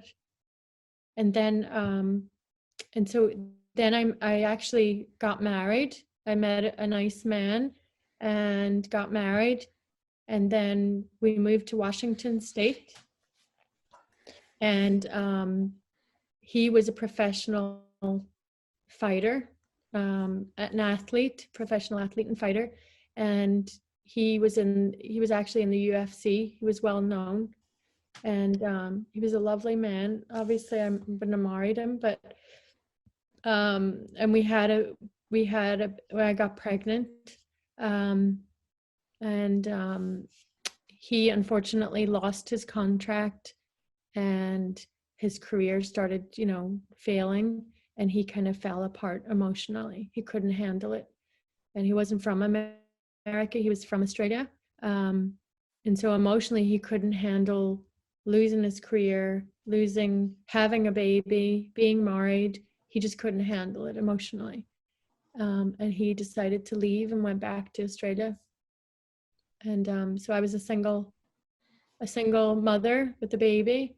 And that's when I decided to sell my business and move back to New York, where my family was, be in the area near my family, because I needed support, because I had this baby and I was on my own. So I sold the business. I moved back to New York with the baby, my baby Gracie, and I stayed at my mother's for a while. And I was a new mom. I still helped her, with her business projects and whatever. I always helped her throughout the years too, by the way. Even when I had my own business, I always did projects for her company. And so I ended up back at my mother's. Now I'm a single mom with the baby. And I remember, because I have studied personal development for now 14 plus years. Every day I'm doing the work. I'm spiritually connected. I'm doing the work. I'm going to all these events. I've been to every Tony Robbins event you can imagine. I've been to everything, just completely obsessed with it, right? And so when I moved back to my mother's, I wasn't afraid, because I knew it's going to be okay. I was heartbroken that it didn't work out. I understood why it didn't work out. I understood why he couldn't stay. But I just knew I had the knowingness internally that it's going to work out. I said, and I'm going to get through this, and I'm going to go, whatever's next, I'll figure it out. And then I attracted my husband very quickly. Within 6 months, I met my husband, Frank. I attracted, and it's interesting because I made the whole list in my mind of the man I wanted. And I talk away to God all the time in my mind. And I said, God, the next man I meet, this is what he's going to be like. He's going to be this tall, dark, and handsome. He's going to have a respectable career. He's going to love children. He's going to be affectionate. He's going to be loving. He's going to be this, this, this, this. And that man showed up 6 months later to a T. It was him. And so Frank is my husband. He's a doctor, but he also was in the Navy at the time, a captain in the Navy, US Navy. So talk about respectable job, right? Checklist. And so I just knew when I met him, I knew this is him. This is the man I manifested. Wow. So long you guys been together then? We've been together, what is it now? 4 or 5 years? Not even that long. Yeah. But it feels like a lifetime. And we've had 2 babies. We had babies right away. Like, it just out of nowhere, here they came. And we blended our family. As I said, when I met him, he had teenagers and they lost their mom. So we took 2, it was kind of like 2 broken families, and we blended together. We bought our dream home. After I sold my business, I said, I'm going to buy the house of my dreams. And I did. And we decided it would be in New Jersey, because then it's close to my family and close to his family. His family's here in New Jersey. And so me and him, and we're the Brady Bunch, decided that we would live here. Do you think you were meant to be together? 100,000,000%. Without a doubt. Yeah. It's destiny. It's almost, it comes across there as almost this reservoir of love inside you, and that you'd wanted to give, that actually, especially in those circumstances where the kids have lost their mother, unfortunately, and and Frank and everything else, but actually it was destined to happen, that actually you were the one for it. Yeah, 100%. I was the woman for him and he was the man for me. And growing up without a mother present, so my heart, when I met his children, my heart broke for them. So that was another reason why I wanted to be part of their life, because I know what that felt like. And yeah, he's my dream man. He's the man that I was always supposed to have. I always say, I wish I got you sooner, but it is what it is. So yeah, so we got married, we got the dream house, we moved to New Jersey. And then I was trying to figure out, what am I supposed to do next? I took some time out to be a mom, and then I decided, you know what? Again, I went back to my talking to God, and I'm like, God, what is it I'm supposed to be doing? I always have this yearning for business and doing more and being creative. I can't just stay home and be a stay-at-home mom. I love being a mom, but I felt this calling. There's more to do, Cliona. You can't just do this. I'm so creative. I need to be creating something. And I remember, again, I asked the question, I go internal. I said, okay, God, what is it that you want me to do? And I kept hearing, go back to Northern Ireland, go back to Northern Ireland. And I'm like, but I can't. I live in New Jersey. I have a family here. How am I supposed to go to Northern Ireland? And it just wouldn't leave me alone, Pete. It wouldn't leave me alone. And I kept trying to push the idea out of my mind. Go back to Northern Ireland, be of service, go back to Northern Ireland. And so I went back to, and Every time I came home, I heard that somebody else had committed suicide. And then I kept hearing the stories of these young people committing suicide back home. And that's when I knew this is my calling. I have to do something about this. It wouldn't leave me alone. And my husband's like, no, you're crazy. You live here now. Just let it go. Somebody over there will help them. And I'm like, Frank, I can't. This is what I have to do. And that's when I saw an opportunity to work with Bob Proctor. And it all happened within weeks of making that decision. Within weeks, I got in touch with Proctor Gallagher Institute. I ended up becoming consultant first and started coaching clients. I started attracting clients from Northern Ireland first. Why didn't I attract clients here, right? These are the clients I attracted. And I started coaching them on one of our programs called Thinking into Results. And now my clients are now becoming coaches. They are coaches, and now they're helping people. And then I attracted people like Gary Doherty, who owns Think Network, and look what he's doing. And now he's helping people. And so my C-type goal is to turn Northern Ireland into the #1 place in all of Europe, UK, and Ireland for personal development. Because if you think of the law of polarity, right? If it's one of the highest rates of suicide in the world, which it does, by the way, have one of the highest suicide rates, then what's the opposite of that? What's the opposite of that? Mm. When you think of the law of polarity, then it must become the place of abundance, of great mental and emotional health. And I want it to be the hotspot for personal development. And it's happening right now. It's happening. The seeds are being planted. I know you know that it's happening. You can see it. Our people are changing. Our people are studying this material every day. People are becoming coaches. People are starting to wake up and become aware of their potential. And they're starting businesses, and they're spreading this work and how the mind works. You're right. I mean, I suppose the circles that I would be in as well, the likes of Gary and all that. I mean, after a while, it's, yeah, I mean, it's phenomenal, the number of people and connections. But of course, I mean, there is, you sort of, you see what you look for as well,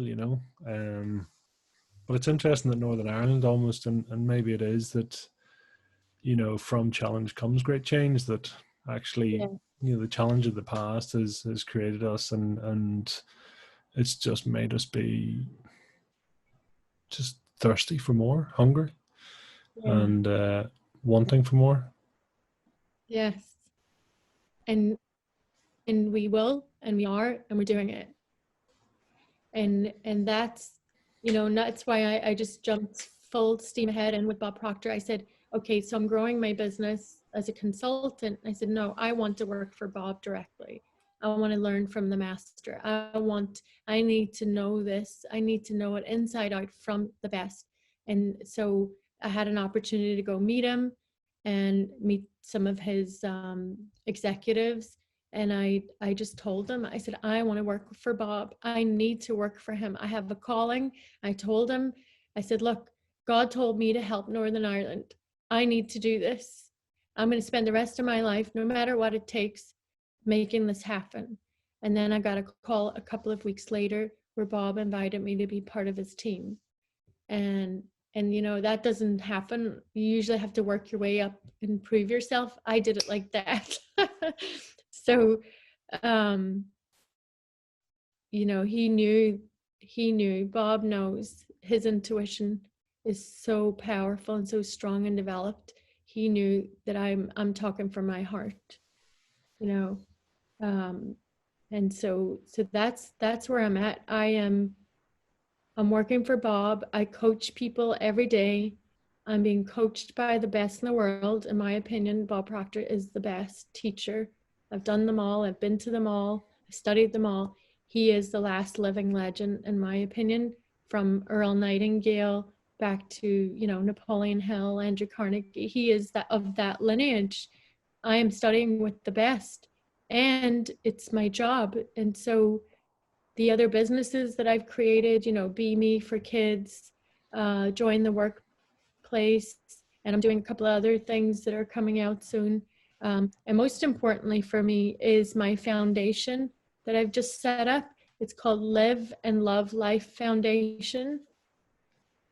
And I'm going to be raising money from America and bringing back to Northern Ireland to help those that don't have the funds or the access to mental health care and even personal development. We're going to be raising money for Northern Ireland to help those families and those people that need access to mental health support and care and services. And that won't stop till it's done. And you remember my words, Pete?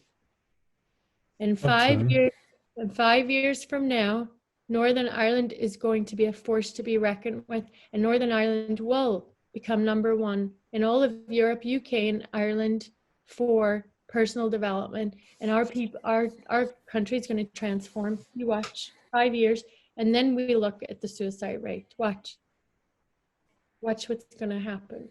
I know it. It's like a phoenix out of the ashes. Yeah, we are coming back stronger. We are going to live prosperous, abundant, happy. We are going to love life. Our people are going to love life. Enough of this depression.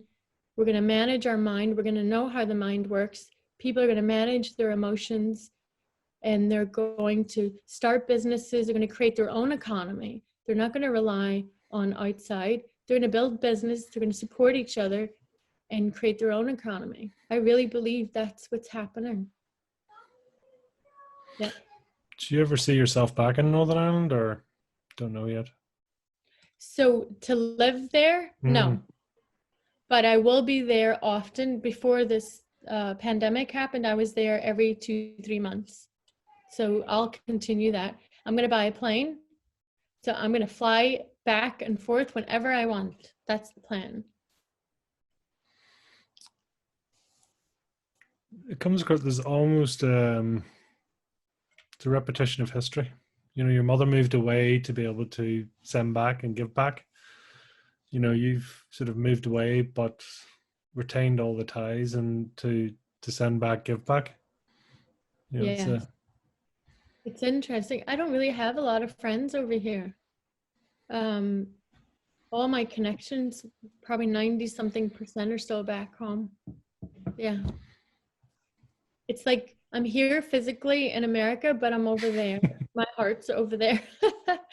the power of technology and call centers and all that, it doesn't, you know, as long as people know what language you're talking, then exactly. Yes. they can understand exactly. you. What are you cleared where you're going now? I mean, you come across as massively you know, as a massive empath, and you know, clarity, and it's about the power of giving. Is that, have I picked that up right? 100%. Yeah. I'm definitely an empath. I am you know, like I said, if I don't know something or I'm not sure, I just ask and I get the answer right away. When I get quiet within myself and I ask God for the answer, I get the answer right away. And I know exactly why I'm here. Like I said at the beginning, I'm here to serve. And in particular, God has told me to serve Northern Ireland in any way, shape, or form I can. And I will, and I am, and it's happening. It's happening right now. I just bought a building yesterday in Derry, which is next to Foyleside Shopping Centre. I bought a beautiful building, and we're putting a charity organization in there, and my charity organization will do work out of there, and it's for mental health. And we're gonna have events in there. It's just the beginning, you know. Yeah, so I'm definitely an empath. I do believe I have a gift. My intuition is very developed. I can talk to somebody and just pick up right away what's going on with them. I can help people discover their purpose very quickly. Yeah, I was born to do this, Pete. I was born to do this. I know I was. And I love it. I love it. There's no greater feeling, right, Pete, than doing what you love. Absolutely. Do you see it or do you feel it, when you're talking to people and you talk about that intuition? So if I'm on the phone with people and I'm coaching people that I can't see them physically, I just close my eyes and I feel and I hear things like I'll just it's almost like, my intuition will tell me, oh, this person has this problem, tell them to do this, and I'll just say what I hear. It's like a channel, I just let it flow.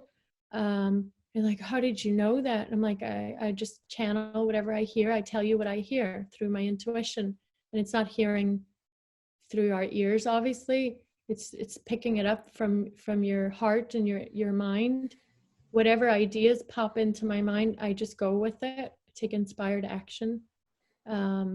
I know the difference between the logical mind and the subconscious mind. I know the difference. I know the difference between our programming, our paradigm talking, and our intuition talking. I know the difference. Your intuition is how God talks to you. And your imagination is how you talk to God. You send God what you want through your imagination and through the images, right? And that's how you manifest. So powerful. Mm-hmm. It's so powerful. What's a really proud moment for you? Working for Bob. When I got that call and got the contract, I think that was one of my proudest moments in my life, because it all started from that wee DVD of The Secret, in 2007 or 6, and I get to work with him every day. That's a great way to be. Are you, by nature, are you a saver or are you a spender? What's your modus operandi? So I have a funny way with money. I don't even know how much money I have. I don't look at it. I just know it's there and life is good. I'm not a saver. Like, I don't purposely save money or anything. No, I just buy what I want when I want it. And I believe in abundance. I believe it's my birthright to have abundance. It's your birthright to have abundance. I don't operate from scarcity anymore. I used to operate from scarcity, be afraid to spend money and hold on tight to it because I'm scared it's not coming back. Now I know universal law, and I've studied all of this. You must spend money to let it circulate, to come back, right? You have to, money is energy. You must spend it. It's coming back. I know it's coming back. Sometimes I actually look for things to spend money on because I know more is coming back. Like if there's any bills out there that you have, or I would sit and think, do I owe anybody money? Is there anything I need to pay? Because I look forward to paying it. I'm not afraid, even if it's a big, like that building I bought, that was a big, for most people, that would be a big sticker item, right? A big ticket item. I wasn't afraid. I'm just like, here you go. And it was all cash because I don't live over there anymore. So you can't get a loan or a mortgage. Sure. So I had to just give cash. Most people would be like, like my husband, he's like, what are you doing? I'm like, relax. Relax, it's coming back. Like, well, you need to stop. I don't operate from scarcity. Money comes always to me. I believe it. I know it. I know how the law works. I'm not afraid. And it's my birthright to be abundant. Love it. Mm-hmm. Couple of closing questions. Guilty pleasure for you? Chocolate. What's your flavor? What's your go-to? So back home, galaxies are my favorite. Just the plain? Are we going big bar or little bar? Well, these days I'll go with the little bar, but back in the day it used to be a big bar. I love galaxy. I love chocolate. I love there's a company over here, or maybe it's over there too, Godiva. I love Godiva chocolate. Oh yes, I do. I do not. It's multicolored, isn't it? Is that the one? No, it's gold. It's got gold wrapper, and so guilty pleasure is chocolate. Sometimes I'll have a glass of red wine, a nice fine red wine. What else is a guilty pleasure? That's it. And I don't even watch TV. Like, I don't watch movies. I don't watch TV very rarely, unless it's something of the mind or it's a documentary. I'm obsessed with personal development. That's all I do. I study it every day. Everything is wrapped around personal development and the study of the mind. What's your leisure and downtime? What does that look like? With the kids. So if there is any, take the kids to the park, hang out with the kids at home. We have a pool. We'll go swimming in the pool. We're not traveling at the moment, but if it was open, we'd probably fly to Ireland, Europe. I love traveling. I love going out to eat in nice restaurants, fine dining. I love the luxuries in life. I love nice 5-star hotels, first class everything. Love it.